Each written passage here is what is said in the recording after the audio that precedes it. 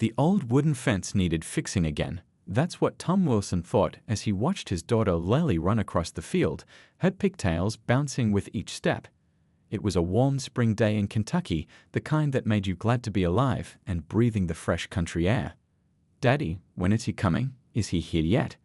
Lily called out, her voice filled with the kind of excitement only an 8-year-old could muster at 7 a.m. on a Saturday. Tom smiled and checked his watch. "Should be any minute now, sweetheart." The Wilsons didn't have much. Their farm was small, just enough land for a vegetable garden, a few chickens, and room for the animals to roam. But what they lacked in wealth, they made up for in love. And today was a day Lily had been dreaming about since she learned to talk. They were getting a horse. The rumble of a truck pulling a trailer made Lily squeal with delight. She rushed to the gate, her mother Jenny close behind, trying to contain her daughter's enthusiasm. "Remember what we talked about," Jenny reminded her. "You need to be calm around him at first. He'll be nervous in his new home." The truck came to a stop, and out stepped Mr. Parker, an old friend of Tom's who bred horses. "Morning, Wilsons. Got someone special for you to meet." When the trailer door opened, Lily stood perfectly still, just like her parents had taught her. There he was, a magnificent chestnut quarter horse with a white blaze running down his face like a bolt of lightning. "His name's Thunderbolt," Mr. Parker said, leading the horse down the ramp. 5 years old and gentle as they come. Thunderbolt's ears perked forward as he spotted Lily. Something in his deep brown eyes seemed to recognize a kindred spirit in the little girl who stared at him with wonder. "Can I touch him?" Lily whispered.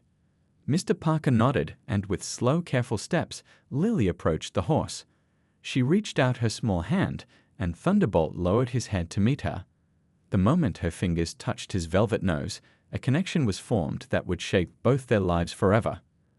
The first few days were a learning experience for everyone.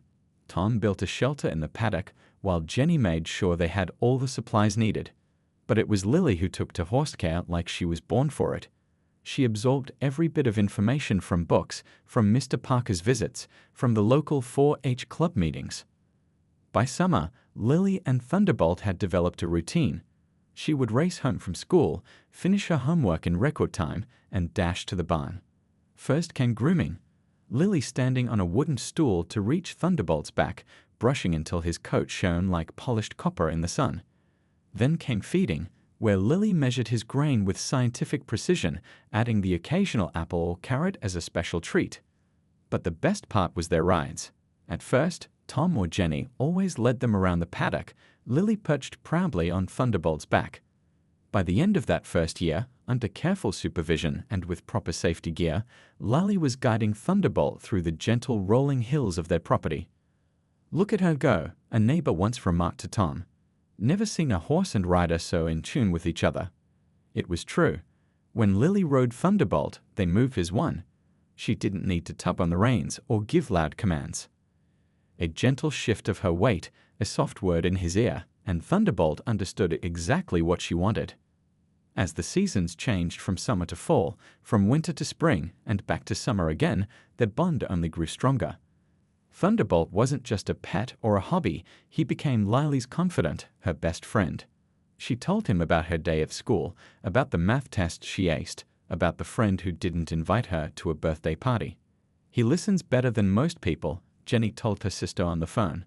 "Sometimes I peek into the barn, and there's Lily sitting in the straw next to him, reading him stories or just talking. And that horse, I swear he understands every word." For 7 beautiful years, life on the Wilson farm fell into a peaceful rhythm with Thunderbolt at its heart. No one could have guessed that their world was about to be turned upside down, or that their beloved horse's life would soon hang in the balance. It started with little things that were easy to miss. Thunderbolt didn't come trotting to the fence when Lily called his name one afternoon. Tom noticed the horse seemed to take longer finishing his grain. Jenny mentioned that his usually shiny coat looked a bit dull during her weekly barn cleaning. "He's probably just getting older," Tom said as they sat at the kitchen table one evening. "Horses change as they age, just like people do." Lily, now 15 and as devoted to Thunderbolt as ever, shook her head. "Something's wrong, Dad. I can feel it." She had always had a special sense about her horse. That weekend, Lily spent extra time with Thunderbolt, watching him carefully as he moved around the paddock. His steps were slower, more deliberate. When she brought out his saddle, he didn't show his usual excitement for their Saturday ride. "Come on, boy," she encouraged, patting his neck. "Just a quick one today." But halfway through their usual trail, Thunderbolt stopped and wouldn't go further. Lily slid off his back and looked into his eyes. The bright spark that had always been there seemed dimmed somehow. She led him back to the barn by hand, worry gnawing at her stomach. "Mom, we need to call Dr. Reynolds," Lily announced the moment she entered the house. Dr. Reynolds had been their veterinarian since they'd gotten Thunderbolt. A kind woman with weathered hands and 30 years of experience with horses, she arrived the next morning in her mud-splattered truck. "Let's have a look at this fellow," she said, adjusting her glasses as she examined Thunderbolt. The examination was thorough. Dr. Reynolds checked Thunderbolt's teeth, felt along his spine, listened to his heart and lungs, took his temperature, and drew blood for testing. The Wilson stood nearby, Lily biting her lip anxiously. "Well, his teeth look good for his age," Dr. Reynolds said. "No obvious signs of injury or infection that I can see. I'll need to run these tests to know more." 3 days later, the phone rang. Jenny answered, her face growing serious as she listened. When she hung up, both Tom and Lily were waiting for news. "Dr. Reynolds says all the basic tests came back normal," Jenny explained. "His organ function seems okay, no obvious infections." "That's good news, right?" Tom asked. "Then why isn't he getting better?" Lily demanded, seeing the concern in her mother's eyes. Over the next few weeks, Thunderbolt's condition worsened. He lost weight even though he still picked at his food. His once powerful muscles began to waste away. Most alarming was how he'd sometimes stand in his stall, head hanging low, as if the effort to hold it up was too much. Lily started skipping after-school activities to be with him.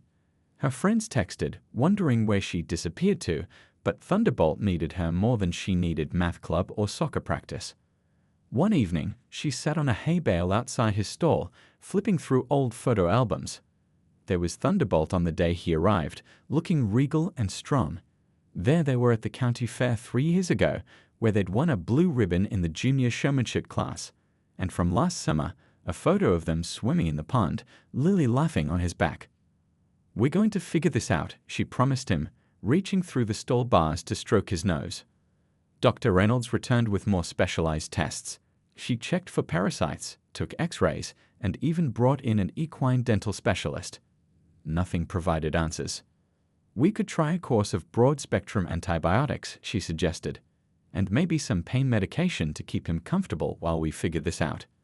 The medications seemed to help at first. For a week, Thunderbolt appeared more energetic. He even trotted a little when Lily came to see him. The family's hopes lifted. Maybe it was just some mysterious infection after all. But then he crashed harder than before. One morning, Tom found him lying down in his stall, unwilling or unable to get up. It took both Tom and their neighbor Mr. Cooper to help the horse to his feet. "I don't understand," Lily cried that night. "Why can't they figure out what's wrong with him?" The specialists came next. An equine nutritionist adjusted his diet. A horse chiropractor examined his spine. A vet from the university 2 counties over took more advanced blood tests. The bills piled up, but the Wilsons kept trying. Thunderbolt wasn't just a horse, he was family. As autumn leaves fell around the farm, so did the family's spirits. Thunderbolt was fading before their eyes, and no one seemed to know why. The sparkle in his eyes had dimmed to almost nothing, and Lily found herself facing a truth she wasn't ready to accept. They were running out of options to save her beloved friend. Winter came early that year, bringing with it bitter winds that swept across the Kentucky hills and chilled the Wilson farm to the bone. In the barn, Tom had set up a space heater near Thunderbolt's stall and layered extra blankets over the horse's thinning frame. "We've tried everything," Jenny said one evening as she and Tom sat at the kitchen table. The remains of dinner lay forgotten between them, and a stack of bills, most with Veterinary Services, printed across the top, sat under Tom's weathered hands. "Not everything," Tom replied, though his voice lacked conviction. "There's still that specialist in Louisville." Jenny reached across and squeezed her husband's hand. "Tom, that would cost thousands we don't have. We've already spent our savings, taken out a loan. Outside the kitchen door, Lily stood frozen, her hand over her mouth to keep from making a sound. She'd come in from the barn to get more molasses for Thunderbolt's feed, one of the few things that still tempted his failing appetite. I know it's hard, Jenny continued, unaware of their daughter listening, but we have to start thinking about what's best for Thunderbolt. He's suffering, Tom. Lily didn't wait to hear more. She slipped back outside, the cold air stinging her tear-streaked face, and ran back to the barn. Inside, the familiar smells of hay, horse, and leather wrapped around her like an old blanket. Thunderbolt nickered softly when she appeared, the sound weak but welcoming. "They want to give up on you," she whispered, burying her face in his neck. "But I won't, I promise." The next morning brought Dr. Reynolds again, this time with a specialist she'd convinced to come out to the farm as a personal favor. Dr. Chen was from a large equine hospital in the next state, his reputation impressive enough that even Lily had heard of him. The examination was the most thorough yet. Dr. Chen checked everything, explaining each step to the family as he worked. He reviewed all the previous test results, added a few of his own, and finally stepped back with a troubled expression. "I've seen cases like this before," he admitted. "Sometimes there's an underlying cause we just can't pinpoint with our current technology." "But there must be something else we can try," Lily pleaded. Dr. Chen suggested a new treatment plan, specialized supplements, a different pain management protocol, and a feeding tube if Thunderbolt's appetite continued to decrease. The family agreed immediately, clinging to this new thread of hope. For 2 weeks, they followed Dr. Chen's instructions precisely. Lily administered the supplements, measuring each dose carefully. Tom rigged a sling in the stall to help Thunderbolt stay on his feet when his legs grew too weak. Jenny researched everything she could find about mysterious horse illnesses, filling a notebook with possible causes and treatments. But Thunderbolt continued to decline. "The feeding tube might be our next step," Dr. Reynolds said during her next visit. "But I want to be honest with you all, at some point, we need to consider his quality of life." That night, as snow fell softly outside, the family gathered in the living room for a difficult conversation. "I don't want him to suffer anymore," Tom said quietly, his voice rough with emotion. "What are you saying?" Lily demanded, though she already knew. Jenny moved to sit beside her daughter on the couch. "Honey, we've tried everything the vets suggested. We've spent every penny we could. Thunderbolt isn't getting better, and he's in pain." "So you're just giving up?" Lily's voice cracked. "He wouldn't give up on us." "It's not giving up," Tom explained gently. "Sometimes the kindest thing we can do for someone we love is to let them go." Lily looked from her father to her mother, seeing the pain etched in their faces, knowing they were hurting too. Thunderbolt had been part of their family for nearly half her life. "Can we give him one more week?" she asked finally. "Please, just one more week to try something, anything." Her parents exchanged a glance, then Tom nodded slowly. "One more week, but if there's no improvement, we'll need to make the call." Lily spent every moment she could in the barn that week. She talked to Thunderbolt for hours, read to him from her favorite books, even played his favorite country music on a portable speaker. She brushed his dull coat until it showed hints of its former glory, fed him handfuls of his favorite treats, and refused to say goodbye. "There's an answer," she told him firmly, "and I'm going to find it before time runs out." What Lily couldn't know then was that the answer was closer than anyone realized, hidden in plain sight all along. And with the clock ticking down on Thunderbolt's life, she was about to make a discovery that would change everything. Sunday morning arrived with a heavy silence hanging over the Wilson farm. 3 days had passed since the family's difficult conversation, and Thunderbolt showed no signs of improvement. If anything, he seemed worse. Tom stood at the kitchen window, coffee cup in hand, watching the sunrise paint the sky in shades of pink and gold. The beauty of it struck him as almost cruel given what the week might bring. "Have you called Dr. Reynolds yet?" Jenny asked softly, joining him at the window. Tom shook his head. "Thought I'd wait until tomorrow. Give Lily the whole weekend with him." Jenny nodded, her eyes shining with unshed tears. "It's the right thing to do." "I know it is, but it doesn't make it any easier." Upstairs, Lily lay awake in bed, staring at the ceiling. Her room walls were covered with photos and ribbons from her years with Thunderbolt. A stuffed horse that looked remarkably like him sat on her bookshelf, a gift from her parents on her 10th birthday. The thought of coming home to this room after Thunderbolt was gone made her chest ache with a pain she could barely stand. But she wouldn't give up, not yet. After breakfast, she headed straight to the barn, armed with a thermos of hot chocolate and her grandfather's old radio. Maybe some music would lift Thunderbolt's spirits. Maybe a miracle would happen. "Morning, buddy," she said as she entered the barn. Thunderbolt stood in his stall, head lowered, his once powerful frame now skeletal. He didn't look up when she approached. Lily swallowed hard. "Today's going to be different. I can feel it." She set about her morning routine, checking his water, measuring out his medicine, preparing what little food he could still manage to eat. As she worked, she talked to him about everything and nothing, school gossip, the book she was reading, a movie she wanted to see. "Remember when you got out of the paddock that time and we found you in Mrs. Graham's garden?" Lily laughed, trying to keep her voice steady. "You ate half her cabbages before we caught up to you." Thunderbolt shifted slightly, as if the memory stirred something in him too. Around noon, Tom appeared at the barn door. "How's he doing?" Lily knew what her father was really asking. Has anything changed? Is there any reason not to make that dreaded call tomorrow? "Same," she admitted reluctantly. "But he ate a little apple this morning." Tom nodded, his expression gentle but resolute. "Your mother and I are heading into town for groceries. Need anything?" "No thanks," Lily replied, turning back to Thunderbolt.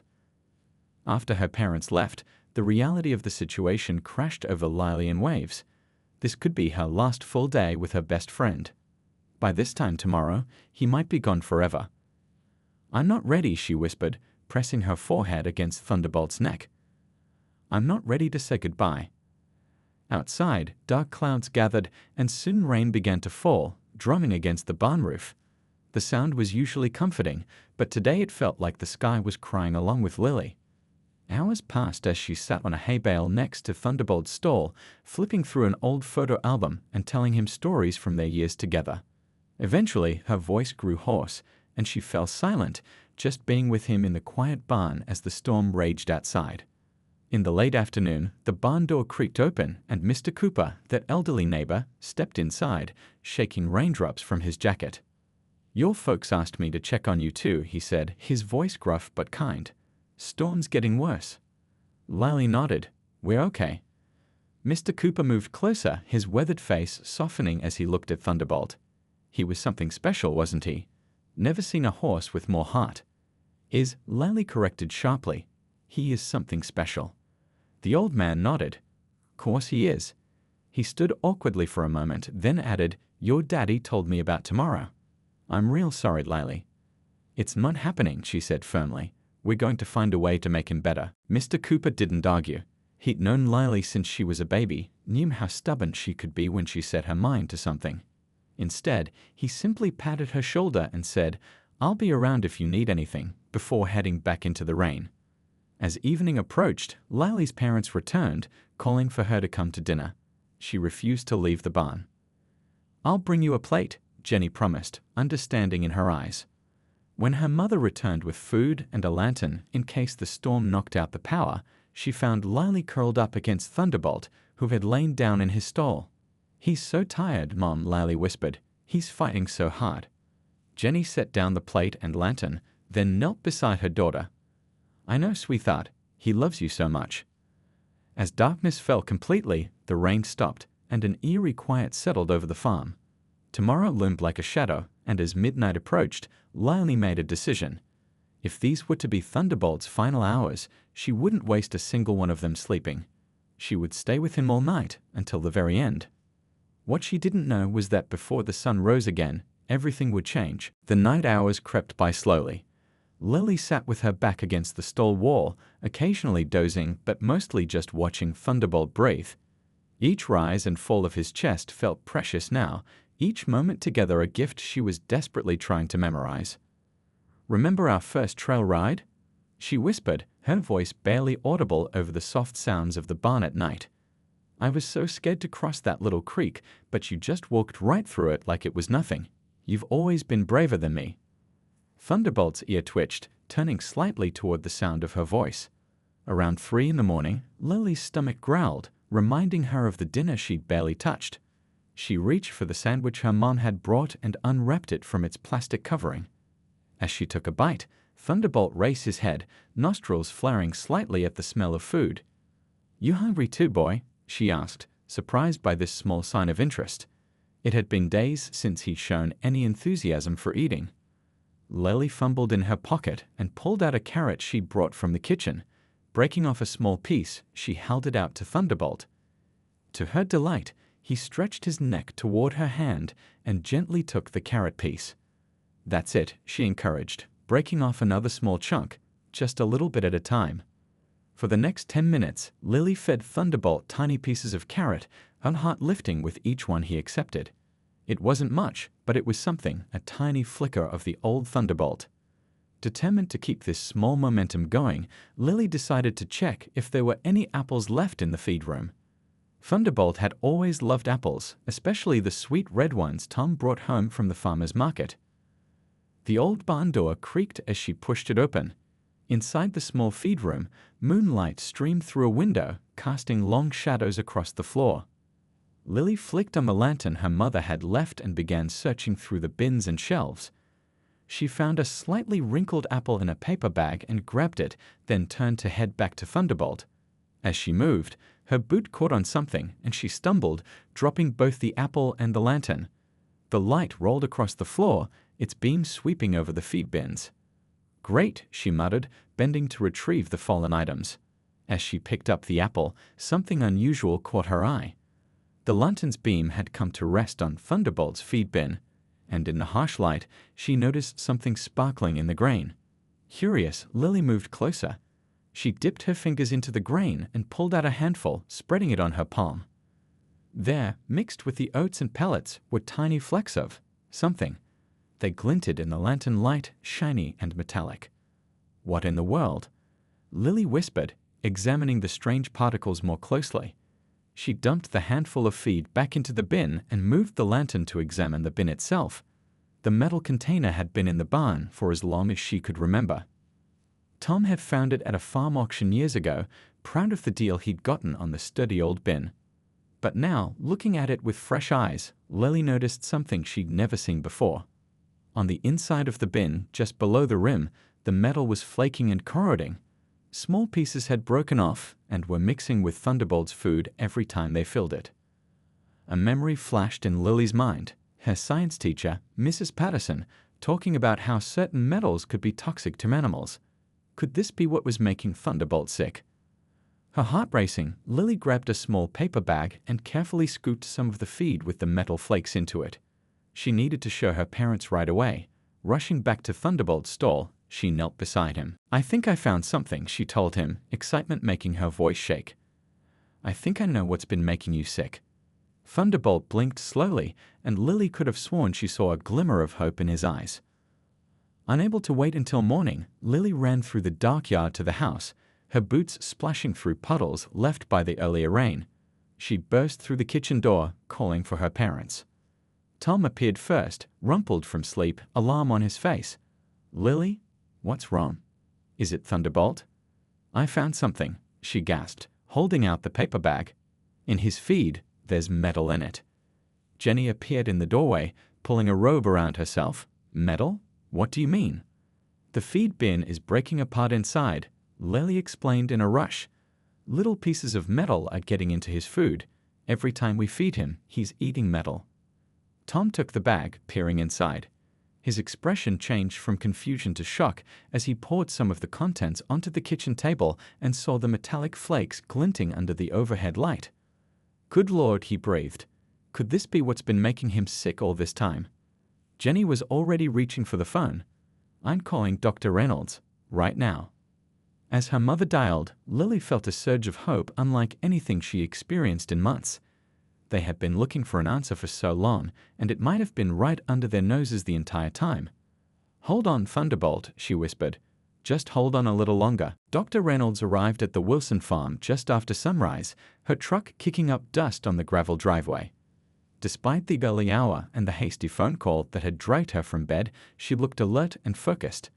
The moment Jenny had mentioned metal in the feed, the veterinarian knew this could be serious.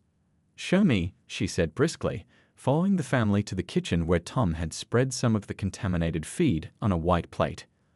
Dr. Reynolds pulled a pair of reading glasses from her pocket and bent to examine the feed. Using the tip of a pen, she separated out several of the metallic flakes. "And you found these in the feed bin?" she asked, glancing up at Lily. "Yes, ma'am. The inside of the bin is all flaky and rusty, especially around the top edge." Dr. Reynolds straightened up, a new energy in her movements. "Let's go look at that bin, and then I need to draw some blood from Thunderbolt immediately." The morning light streamed into the old barn as they led Dr. Reynolds to the feed room. Tom held the lantern while the vet inspected the metal bin, running her finger along the corroded inner edge and watching as tiny metal fragments came away on her skin. "This bin is galvanized steel," she said, her voice taking on the authoritative tone she used when teaching at the veterinary college. "When galvanized metal breaks down, it releases zinc and sometimes other metals." "Is zinc bad for horses?" Jenny asked, though she already suspected the answer. "Very," Dr. Reynolds replied grimly. "Zinc toxicity could absolutely explain Thunderbolt's symptoms. The weight loss, the weakness, the lack of coordination, it all fits." Lily's heart pounded. "So if we stop the zinc, he'll get better." "It's not quite that simple," Dr. Reynolds cautioned, heading toward Thunderbolt's stall. "The damage may already be extensive. We need to run specific tests to confirm zinc poisoning and then start treatment immediately." The next hour was a flurry of activity. Dr. Reynolds drew blood samples, carefully labeling each file. She performed a quick examination of Thunderbolt, paying special attention to his gums and the whites of his eyes, which had taken on a yellowish tinge. "I'll have the lab rush these tests," she promised, packing her samples. "In the meantime, don't use that bin anymore. Clean out all the old feed and get a plastic or rubber feeding trough today." "I'll go to the farm supply store as soon as it opens," Tom said, already reaching for his truck keys. "What about Thunderbolt?" Lily asked anxiously. "What do we do for him right now?"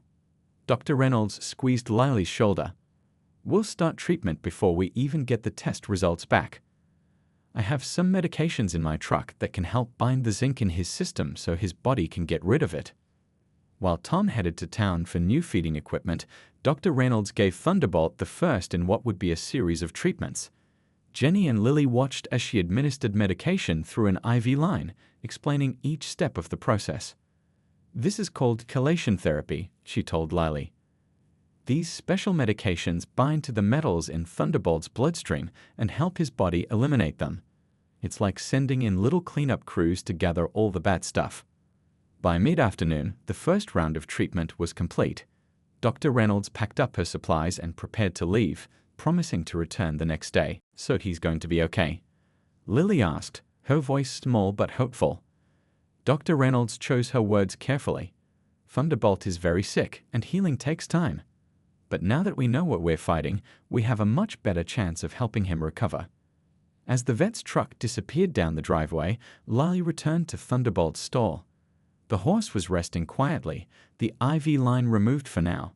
She thought she could see a slight improvement already, or maybe that was just her hope playing tricks on her eyes.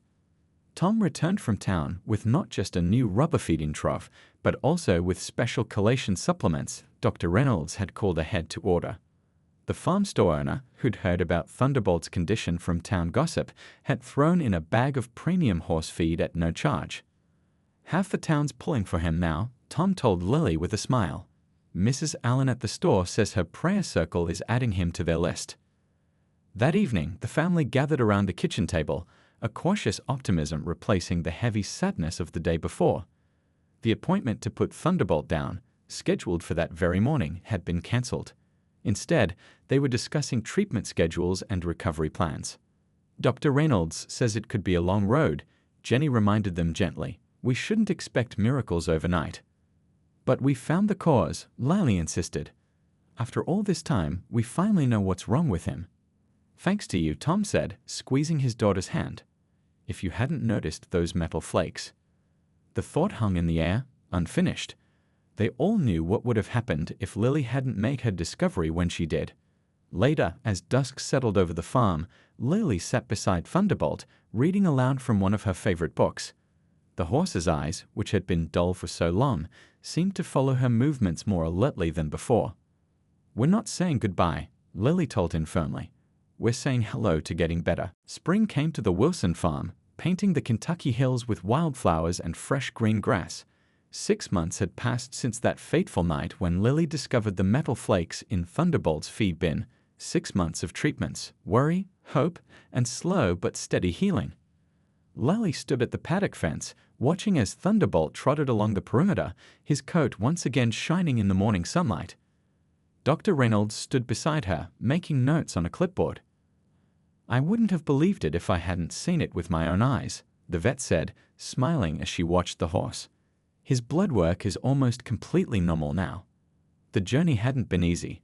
The first few weeks after the diagnosis had been touch and go, with Thunderbolt's condition getting worse before it got better. The zinc had damaged his liver and kidneys, and there were days when Dr. Reynolds warned the family to prepare for the worst. But Thunderbolt had a fighting spirit and a little girl who refused to give up on him. "Can I ride him again soon?" Lily asked, unable to keep the excitement from her voice. Dr. Reynolds tucked her clipboard under her arm. "I think we can start with some light riding next week. Nothing strenuous at first, just walking around the paddock. We'll build up gradually from there." Tom joined them at the fence, carrying 2 steaming mugs of coffee. He handed one to Dr. Reynolds. "Never thought we'd see the day," he said, nodding toward Thunderbolt, who had stopped to graze on the fresh spring grass. "Your daughter saved his life," Dr. Reynolds replied, "not just because she found the cause, but because she gave him a reason to fight." The vet's words weren't just kind sentiment. The case had attracted attention from veterinary circles across the state.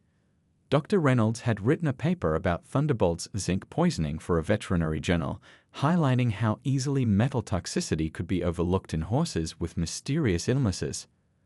The Wilson case, as it became known among local vets, had already saved 3 other horses whose owners had read about Thunderbolt and checked their own feed storage equipment. "Lily," her father said, "why don't you go get ready for school? The bus will be here soon." As Lily reluctantly headed to the house, Dr. Reynolds flipped through her notes one last time. "I'm going to reduce his medication starting next week. His liver values are almost normal, and his weight is right where it should be." "What about long-term effects?" Tom asked. "Will there be any permanent damage?" "It's hard to say for certain," Dr. Reynolds admitted, "but horses are remarkably resilient. Given how well he's recovered so far, I'm optimistic that he'll return to full health." That afternoon, when Lily returned from school, she found a small crowd gathered at the farm. Mr. Cooper was there with his camera, along with a woman she recognized as the reporter from the local newspaper. "What's going on?" Lily asked her mother, who was setting out a plate of cookies on the picnic table. Jenny smiled.